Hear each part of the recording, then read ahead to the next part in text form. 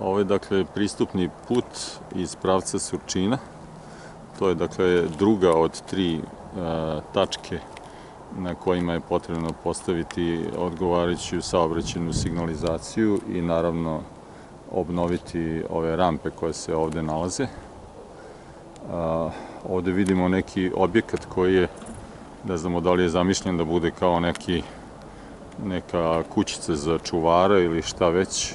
U svakom slučaju ovde se vide polomljene rampe i vide se tragovi nekog objekta koji je trebalo da bude verovatno ovde podignut, pa se od toga odustalo.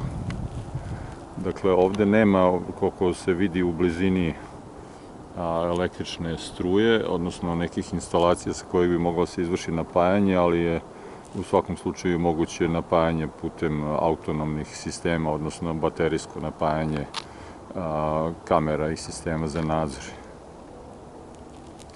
Dakle, na ovom mestu se vozila koja dolaze iz Surčina odvajaju ovamo u desnu stranu prema Jakovu i ovamo u suprotnu levu stranu prema Beogradu, odnosno Novom Beogradu.